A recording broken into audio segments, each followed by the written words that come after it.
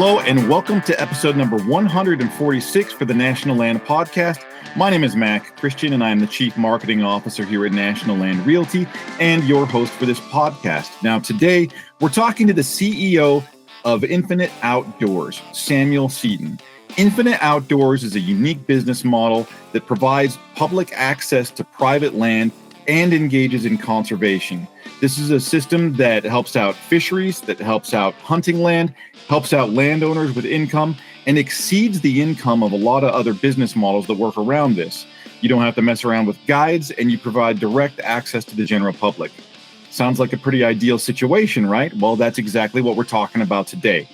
Infinite Outdoors is revolutionizing how private land is used, how people can make money off of their land, and how the public can access private land for hunting and fishing. Now sit back and enjoy. And we are live. I'm here with Samuel Seeton of Infinite Outdoors. You're the CEO and founder of the company, and we talked a little bit before, and it's a super cool sort of system that you have created. And so, anyways, tell me about your background and kind of how you started Infinite Outdoors, and where did you come from? How did you get here?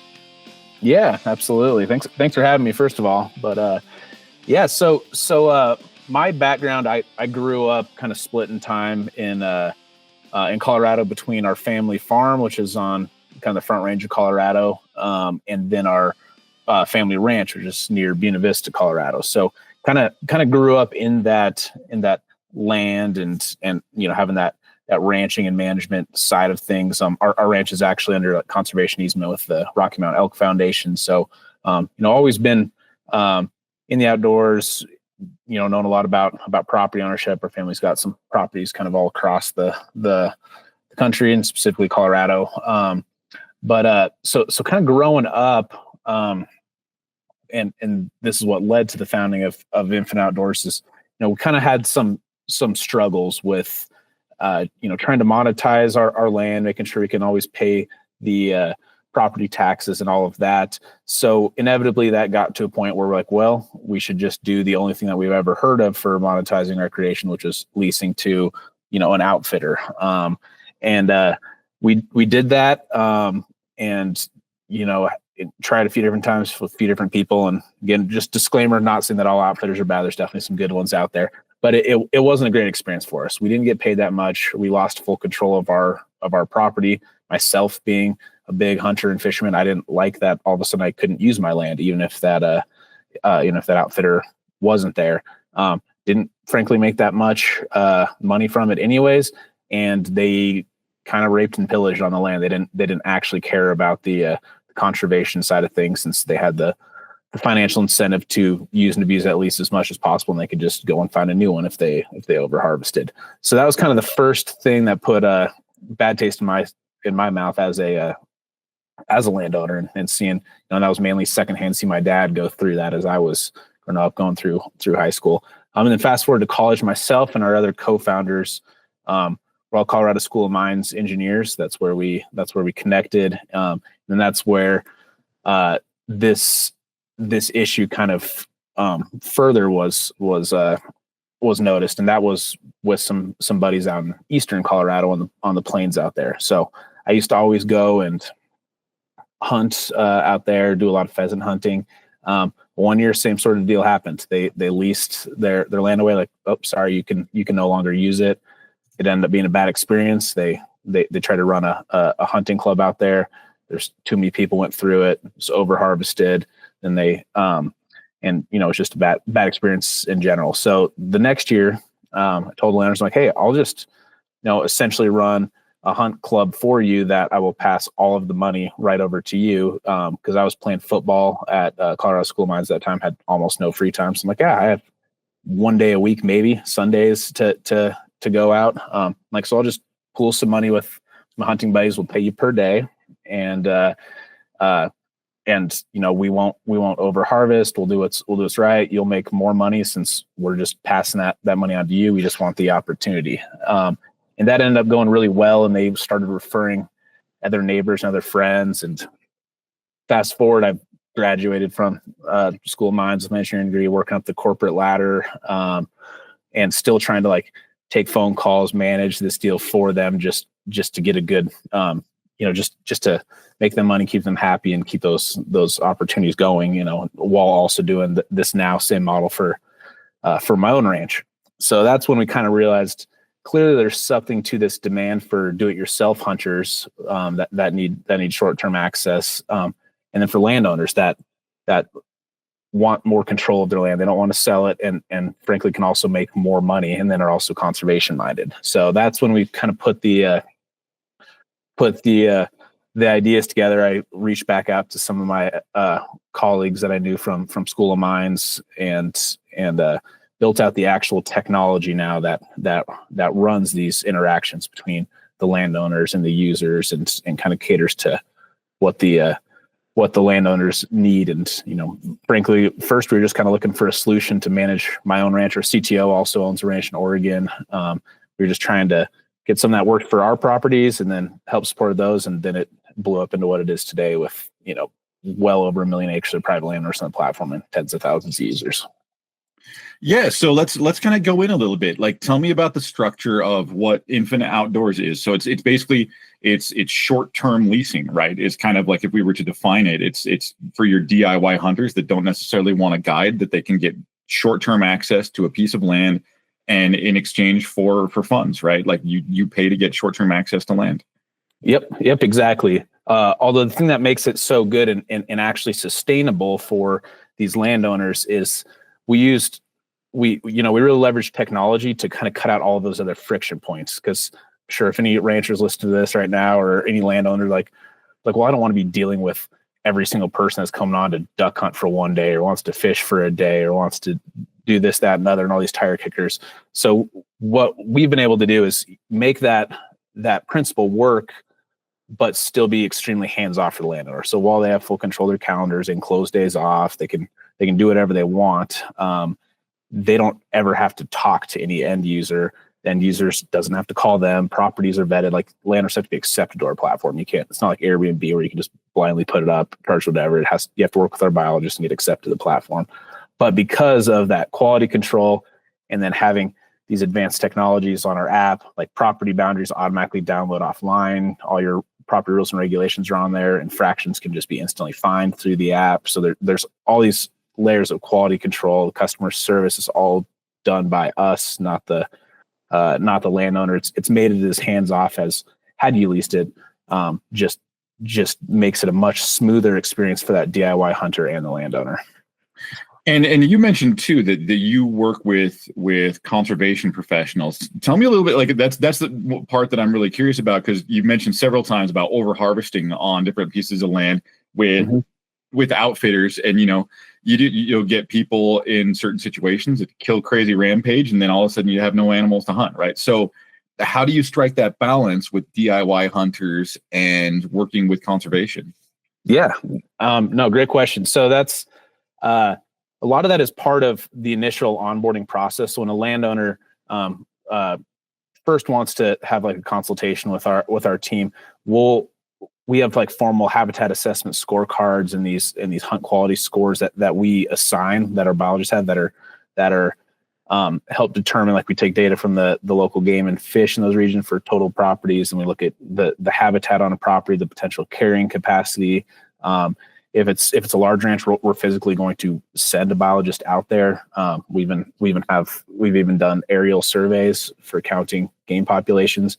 So basically, all of that comes together, and then we help put together more or less the upper limits of what can be allowed. So if we say, hey, this property can responsibly sustain the harvest of 4 mature mule deer bucks a year, and maybe like 8 does, whatever that happens to be, that's going to be the max. Landowners always can do less. We just won't let you do more, because that also is how you balance the sustainability of the land, doing what's right for conservation, and making that a renewable resource, and also keeping that customer confidence. So that's how we do it from like the big game side of things. But then like waterfowl, because you need to ensure that that's good. Those are migratory birds. It's not like you're doing the population of like green-winged teal that are just there year round, because they're not. So those, we just impose like mandatory rest days. They can do whatever they want, but properties need to have like 4 rest days during the week. So that's kind of how it works. And then the beautiful thing, because it's the landowners are actually getting paid per person on their property, and that money's going through and transferring to them. They get way better margins than they would anywhere else. So it can be hunted less, more focused on conservation, and you'll still make more money than leasing in general. And let's talk about that a little bit, because you mentioned some numbers to me when we talked before, and I was like, really? Because because your options out there right now are, like you said, you can lease your land to a hunting guide.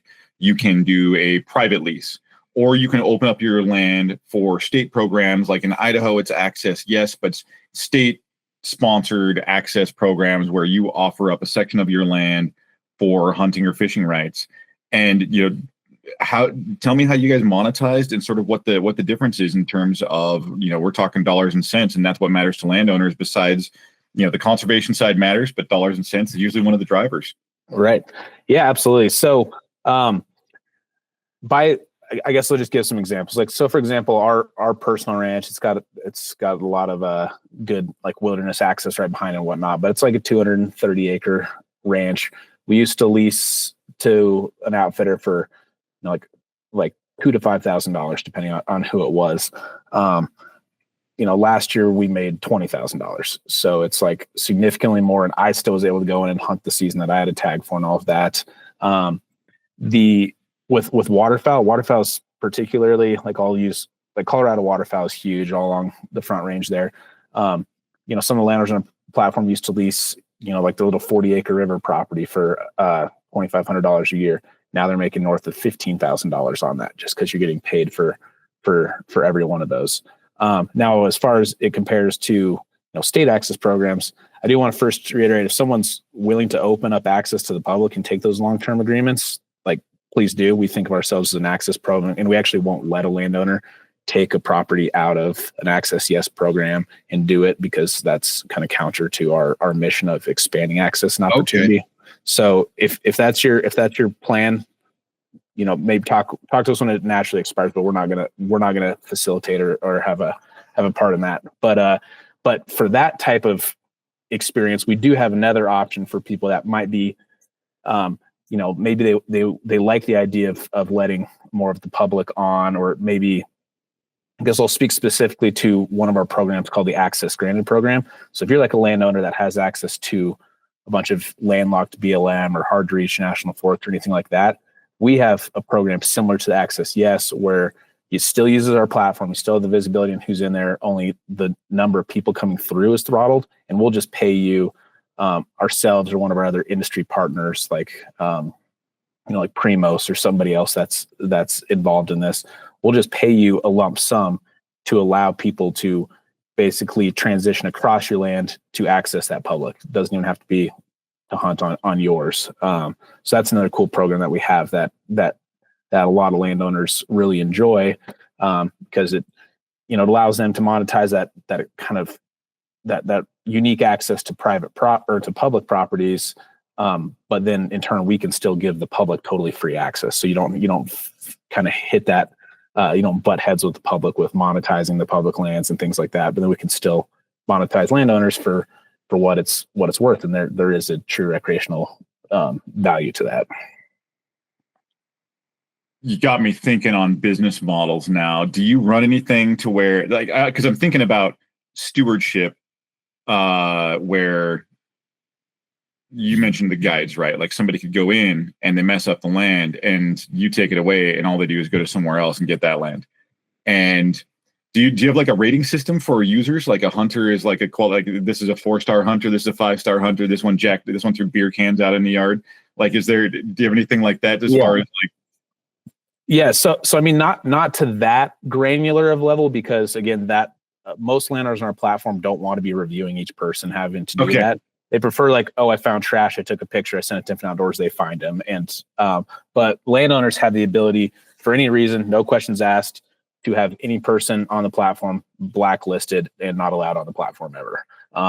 And the other thing that really adds confidence is, you have to pass an app like a hunt and fish application to even be able to book a property. So this is it's built into the app. It has a bunch of disqualification questions that if even one of them isn't answered satisfactory, they're not allowed to use the platform or book anything. So that could be like if you've ever had a game violation, if you're a felon, if you've ever tried to sue anybody for any reason or any purpose, you're like all of those are immediate disqualification questions, and you can't book those properties. So between those two caveats, we don't, we have almost zero, like with thousands and thousands of hunts that take place per year. I think we've even only had to find somebody like one time. It's because they accidentally bumped into a fence that was muddy, and then they self-reported and then paid it. So it's pretty easy.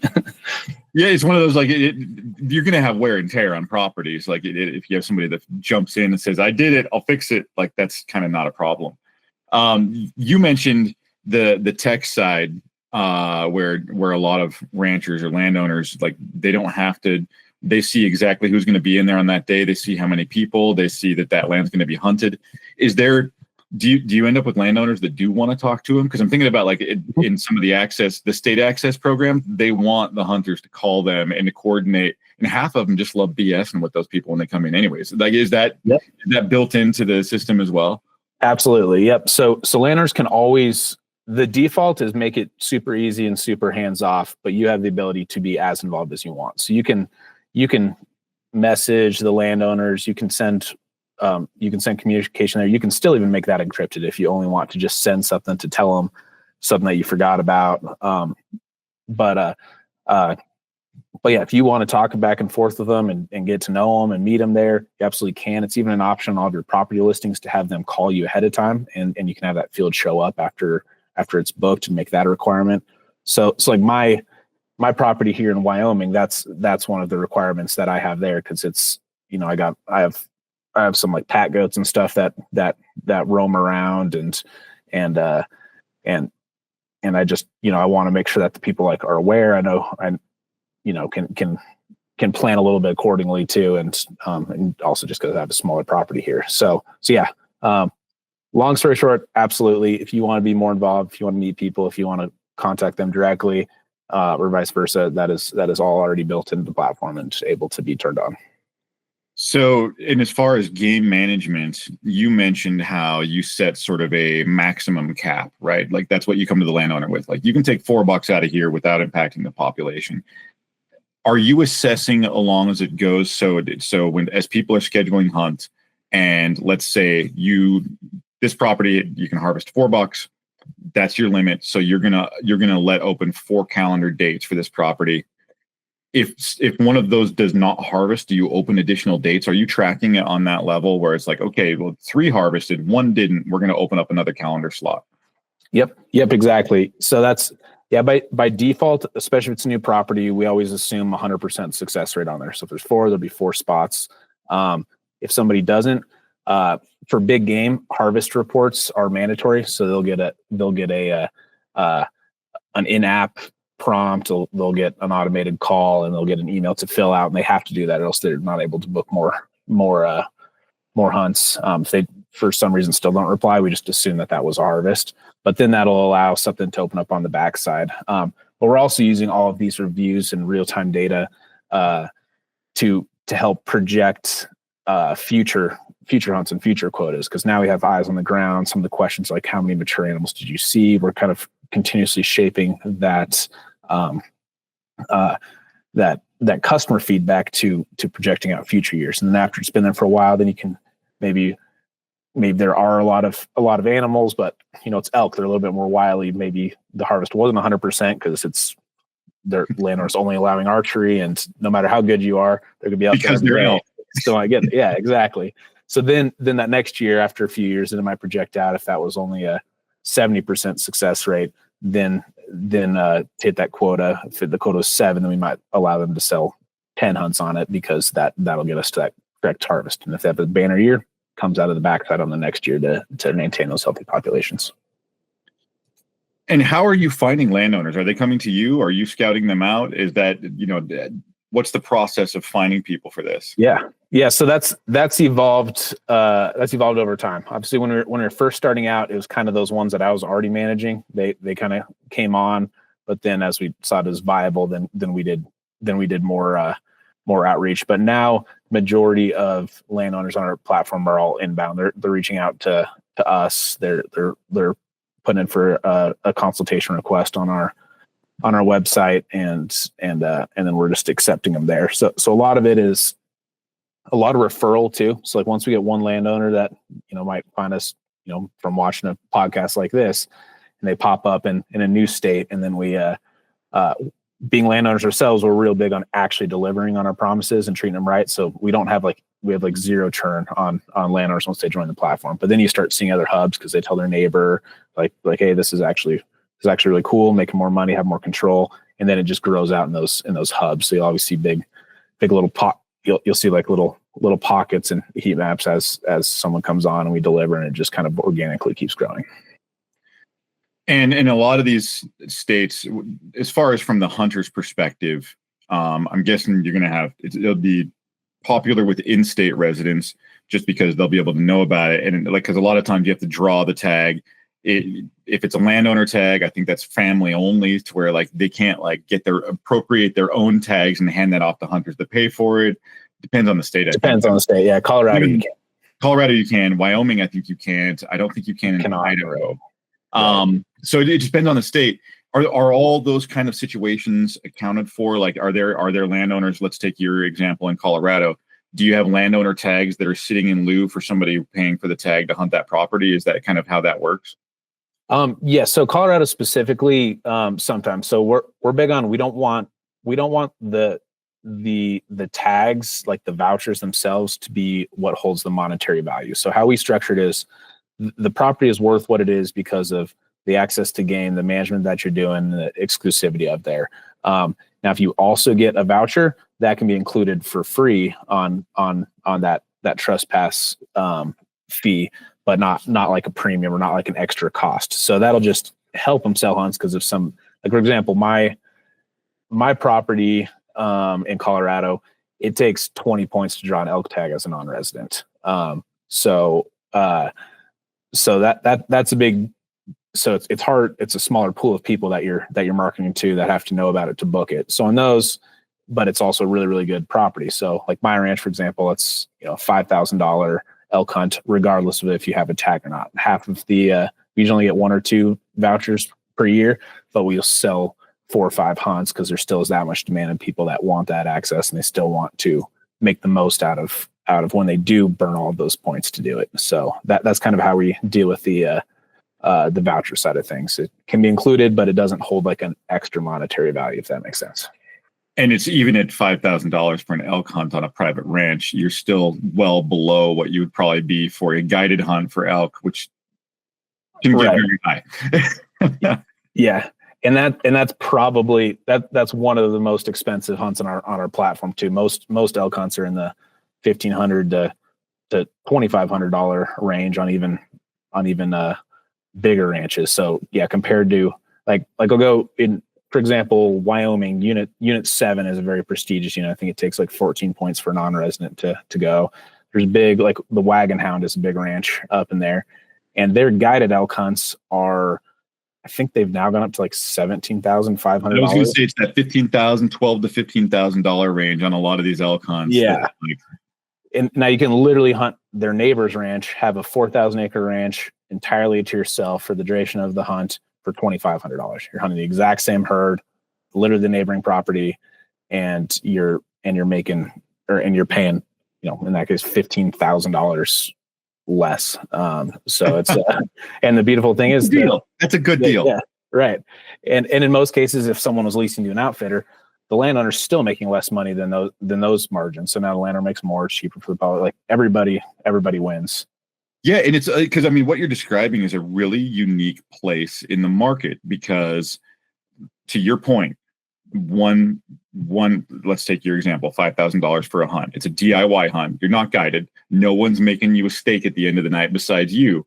Which, for me, I don't like somebody else cooking. I want to do the thing. And but some people need that, like, they need the foot rub in the evening, right? Like, it's like you gotta do that. So there is the marketplace for those, but there's this DIY market is huge. And a lot of times your access programs, as you've stated, as I've encountered, is you're making enough money to cover maybe some of your property tax, something on that level where it's a few $1,000, maybe. A lot of times it's like a few $100. But then you're talking about an opportunity for landowners to like 3x and 4x the money that they would have received. And they have a steward on the land, and they're being conservation minded, and they don't have to mess with guides, and they get more profit than they do with guides. This is like it's not a bad business model, is what I'm saying. This is pretty decent. Yeah, I mean, probably why we've grown to well over 1 million acres of private landowners, basically organically, this fast. So I don't know. It's been fun because, again, it's not like I'm some Silicon Valley guy out there like, hey, let's rip off Airbnb and make a bunch of money. It's like, no, I'm a landowner. I'm a huge hunter and fisherman myself, and I didn't like the lack of that option in the DIY market as a sportsman, and didn't like the other options as a landowner. So kind of was able to marry the two of those, and it's been pretty cool. Yeah, you've had me browsing your website because my friends and I are big DIY fans, and I've got a buddy that hunts Alaska, and he saw the rental car prices, and he hated the rental car prices, but he realized that renting a U-Haul was much more affordable. So he went hunting around Alaska in a U-Haul for a week, and it was one of my favorite things. Yeah, I was really proud to be his friend when he pulled that off. But it's that world of, when you're going DIY, you typically are reliant on public land. And anybody that's done that, like coming from out of state, you don't know where to go and where not to go, and you're probably going to run into all the other DIY hunters in that area. This is a way to get that exclusive hunt without also doing the guided thing. Because I mean, there's benefits to guiding, right? Like there's obvious benefits, but something like this is that middle ground. Yeah. Tell me about the growth that you guys have had. Like, you started. When was your starting point? We launched in August of 2020. We spent like 9 months before that just doing nothing but engineering and kind of getting to the minimum viable product. And, now I've made many iterations past that. But yeah, so we started in Colorado. Again, we were all Colorado School of Mines engineers. So that was like our initial hub, using just those properties in that region. We're now headquartered in Casper, Wyoming. Yeah, it's grown fast. I mean, we get thousands of new members per month, and we have we're in like 15 or 20 states now, and expanding rapidly. I think we'd been even more, except it's just from like business nerd talk. Yeah, we have both the supply and the demand side of the market, and you have to perfectly match those so that you don't have too many users and not enough property, or too many properties and not enough users. So it's a very delicate dance that you have to do to make that work. So that's why we didn't just put one in this state, but have been growing out in kind of that hub. But no, it's been very fast, basically pretty much exponential growth since the beginning, and I don't see any signs of that stopping. There's not really a downside. I mean, because even like the one place in the market that is really competitive would be the leasing market, because you can set your own price. And you can basically have a caretaker, right? You have somebody who can cultivate your land in those situations where instead of someone coming in on short term. But that's where also, like, if you're bringing in conservation professionals, like that becomes where you can start competing with that leasing market, and you're caring for the land as well and cultivating that. Like there's overlap, but it's different, and it just depends on the landowner, right? Yeah. Well, no, and I'm glad you brought that up about the leasing, because funny thing is our platform it actually is even better at managing a traditional lease, and that is actually an option that we have for landowners, but just nobody does it because our option's better. Like I'll give you an example. So we have some landowners where they love what we're doing, they want to get on the platform, but they have they're 3 years into a 5-year lease agreement with somebody else. But they will still, because it didn't violate their lease, that they still have to have them on there. we've let them just use our technology to even manage that lease. We don't make anything on it, but so then they still can get the visibility. They know that if the lease was just for these two guys, that's all that's on there. Or maybe now if somebody else comes, like it's set up so that they can still just book their day. They can have the exclusive access. They can market. They can know where the tree stands are. They can see all the landowners' rules and regulations. So they have no excuse for violating them. But then in some of those cases, if it was only for like two guys, but they have more game or whatnot, then they can then just add somebody to those books and then they can make additional money above and beyond. So ironically, it's actually even a better way for managing traditional leases. We just mainly do that as a bridge to help landowners get through that lease until they can go on to the bigger and better, which is the way the platform was designed. Yeah, and so it's not just big game, right? I mean, you've got everything from dove to turkey to you have fishing on there. Yep, we have a ton of fishing. Yeah, I was browsing. No, it's you've kind of taken all of the bases when it comes down to this. What are the you mentioned limiting your market, right? Where you have a lot of people coming into the program. Do you have a vetting system for hunters and like you're limiting access? Like there's a waiting period or something? So more or less that's just, if we get a big, I guess users are more on the how much marketing we're putting into an area to educate those people. Okay. So we'll just throttle marketing efforts if we're getting too many users on. So like we have to do that periodically, especially when we do like big media events. So a lot of even like outdoor influencers use our platform because their audience can't really relate as much to the guided stuff. Like they want something more relatable, but they still need to ensure success. So they'll go on, they'll use our platform to pay landowners. But when those drop, like the Get Hushing guys and stuff, like they use our platform a lot. But when a video launches and we get, another quick 5,000 users, we're like, okay, shit, let's turn off the meta stuff. Let's run some data. Let's see where these users popped up and let's onboard some more landowners in those areas. It was a little too popular. Let's hold back a little bit. Okay. Yeah. That makes more sense. I get that. What is your user base and what is, like you mentioned 1 million acres, how many pieces of land is that? I'm just curious about numbers now. Like you got my curiosity. Yeah. I think that's like 480 different properties right now is what that's at. Some of them are some big landowners, some are small. I think we got a bunch of really big fishing properties and stuff in the pipeline that'll be hitting soon. So that'll be another 80-ish landowners and 80 landowners in the pipeline. Yeah. So that'll be coming on quick. So we've been ramping up. That was also part of the access granted, like all that free access for the public too. Outside of just being in our eyes what was the right thing to do, that's also been a huge, massive user builder right away. So now there's just going to be that many more eyeballs as these new properties come on, so we can ensure that there's enough demand to meet the new supply. So 5 years from 0 to 1 million acres, and then 80 in the pipeline, and then okay, so you're growing quick. This is going fast. Yeah. This is a very, very cool enterprise you got going on here. What does the future hold? What are are you looking at changing the platform or advancing it as time goes on? Like what's some of the I guess if there's any technological changes you're looking at making to how you do things?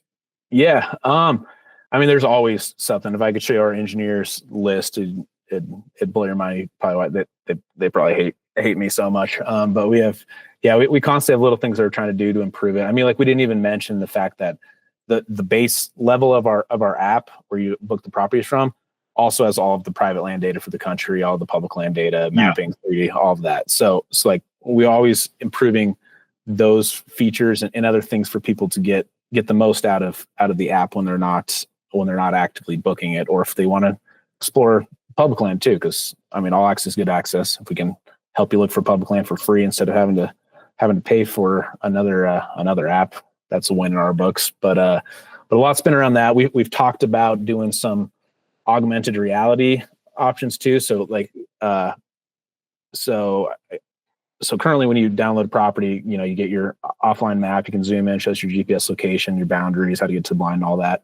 Been thinking about making just some augmented reality stuff too, where you could physically hold up your camera and it would show like a lighted path. So make it a little bit easier to navigate in like the dark and doing some LiDAR stuff. So yeah, a lot of fun things and different pipe dreams that I have, but those always seem to manifest quicker than we think. Yeah, I'm familiar. We run our own mapping technology that we have at National Land with Land Tour 360, where it's a 3D view from the sky. That's a similar thing. You got to plot out your boundaries and how those operate three-dimensionally, and it's a good time. Those are fun.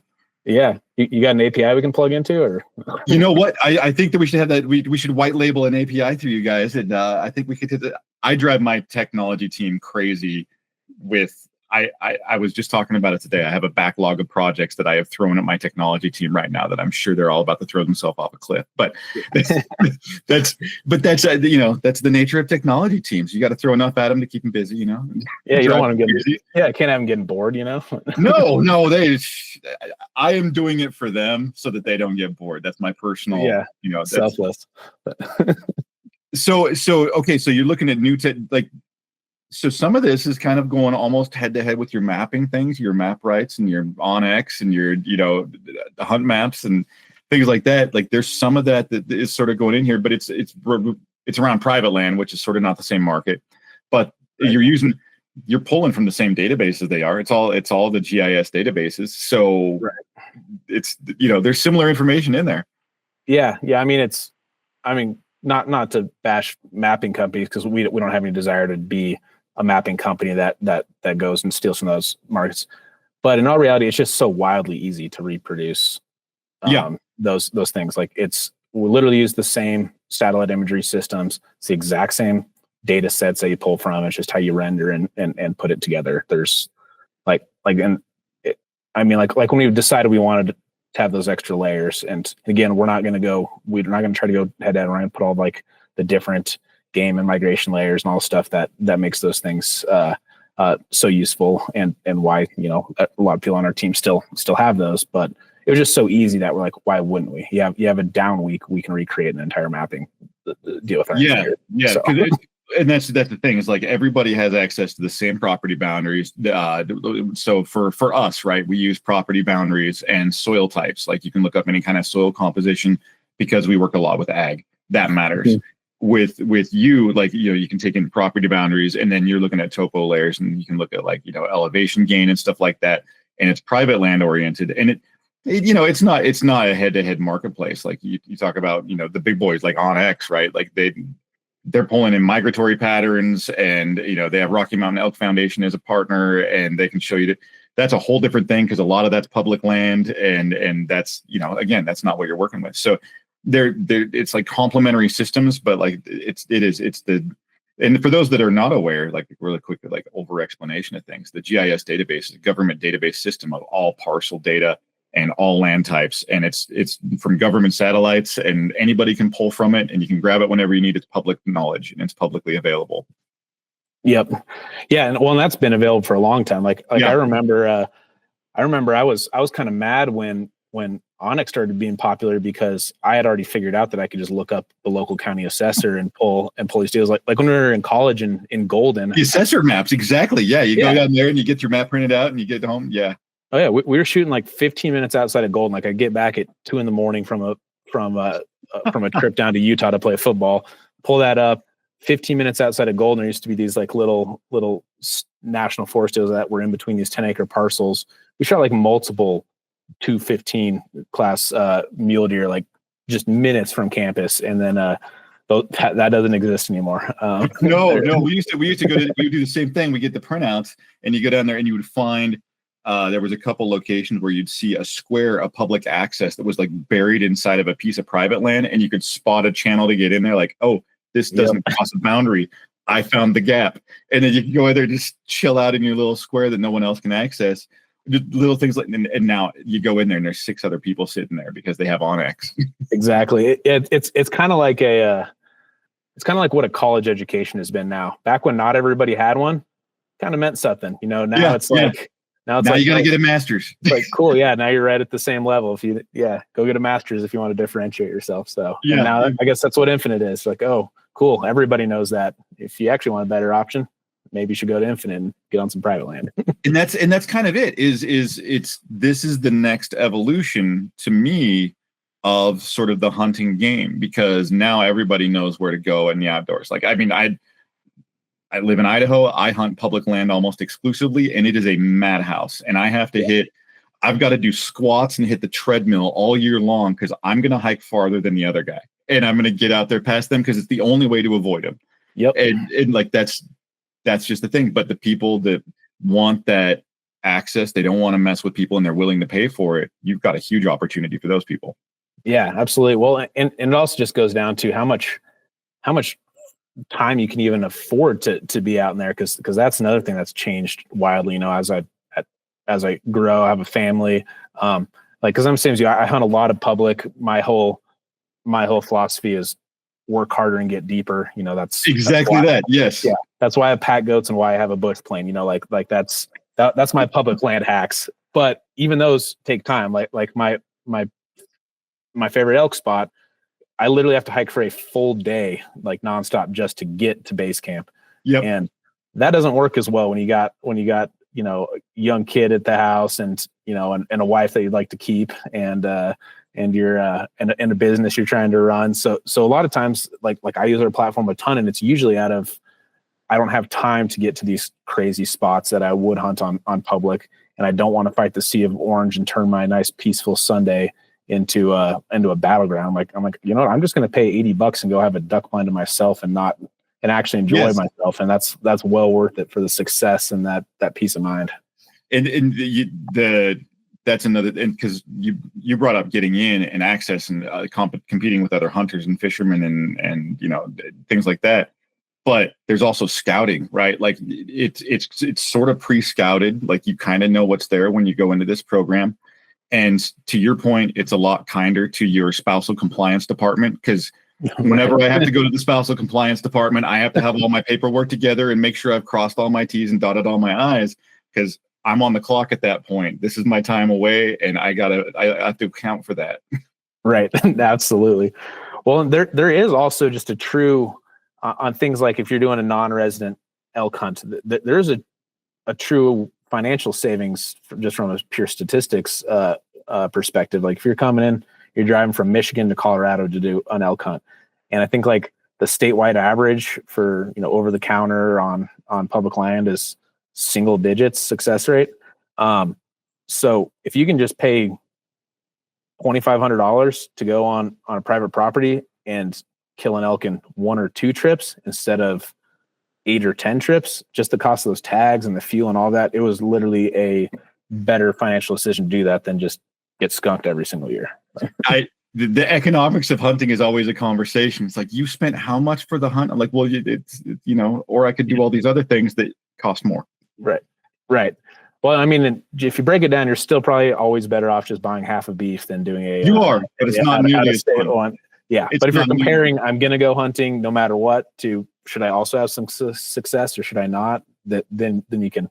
That's the realm of economics you should be playing in. Yes. There's a lot of ways to justify the outdoor lifestyle, but none of them are. It depends on how you want to justify it. Right. Yeah. I was trying to explain that to my wife a few weeks ago about how I'm like, well, we always get an elk and in state every year, and we get a couple cows, and like that's pretty cheap. Like if you actually look at this, we're making money. She just looks at me, she's like, "Tell me again how much you spent on that super cub to get into places." I'm like, shit, all right, you win. So I love you. Because you're right, we're not. That's a lot of elk to make up for that one. But yeah, you gotta. Yeah, that's definitely a thing. Well, cool, man. I love this whole system. I'm enthralled with it. It's very, very cool. This is something that tell landowners, if a landowner is curious, tell them how they get involved. Yeah, so if landowners wants to learn more, go to our website first. That's just infiniteoutdoorsusa.com. There's a tab up the top that says for landowners, and there you can kind of get some more information, and then you can submit. There's actually a whole query in there. You can type in your address, click the parcel selector, it'll outline it, and that'll send it over to our biologists, and they'll do a habitat assessment, all that. So all you need to know, go to that infiniteoutdoorsusa.com, click on the landowner tab, and explore from there, and you'll be able to get in touch with us. Perfect. So everybody check out Infinite Outdoors. This is a super, super cool system, super, super cool platform. Everyone should be involved. Very cool. Samuel, thank you. Yeah, thank you. Appreciate your time, and thanks for having me on. This concludes episode number 146 for the National Land Podcast with Infinite Outdoors CEO Samuel Seeton. You can learn more about land ownership and the buying and selling of land at nationalland.com. And do not forget to subscribe to this podcast so you don't miss our next episodes. Thank you.